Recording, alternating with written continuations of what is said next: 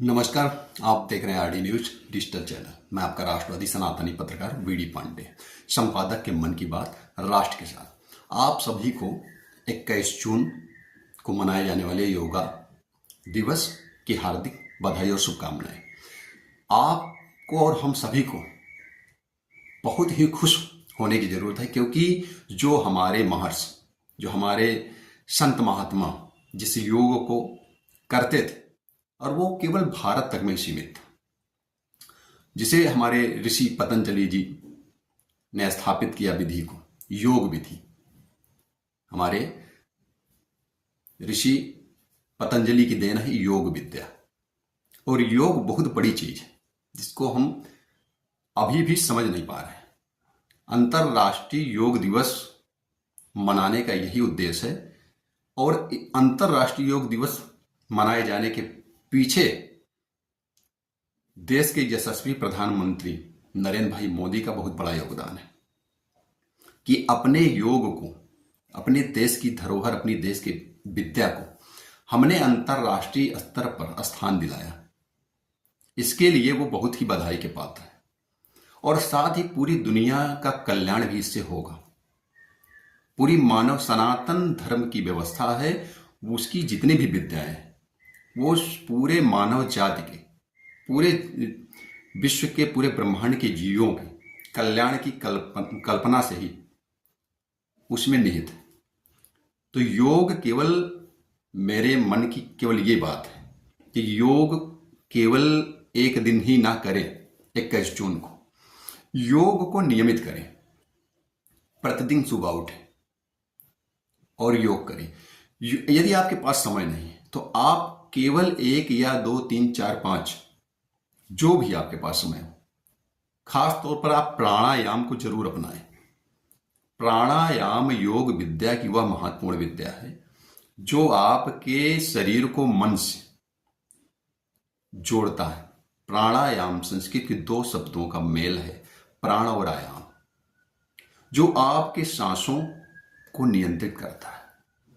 और प्राणायाम और योग की विशिष्ट विद्याएं आपको लंबे समय तक हेल्थी बनाए रखने में, युवा बनाए रखने में, जवान बनाए रखने में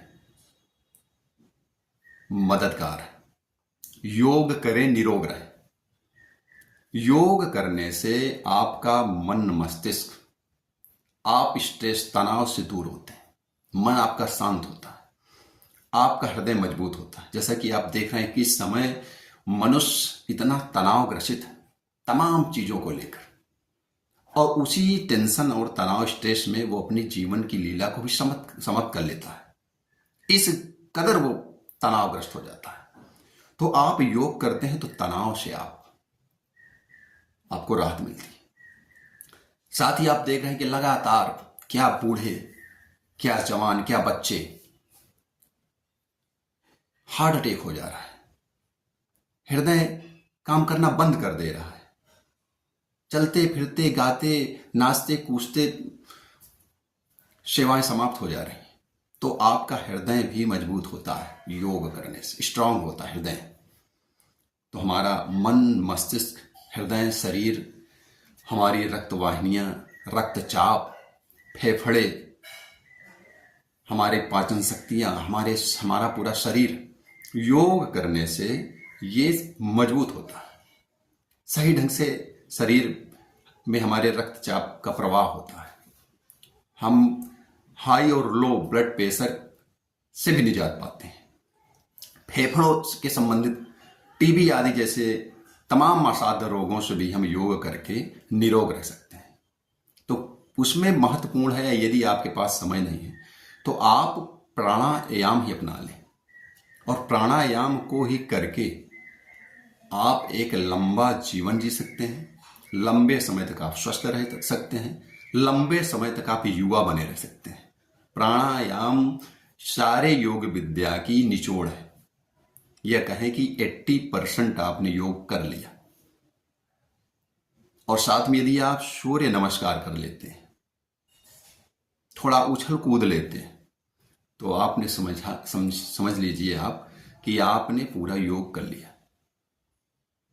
तो जैसे आप चाय पर समय बर्बाद करते हैं, दुकानों पर बैठकर पेपर पढ़ने में, गपशप करने में, इधर उधर की चीजों में, तो उसमें आप कम से कम 10 से 15-20 मिनट अपने लिए, अपने शरीर के लिए, अपने जीवन के लिए निकालिए।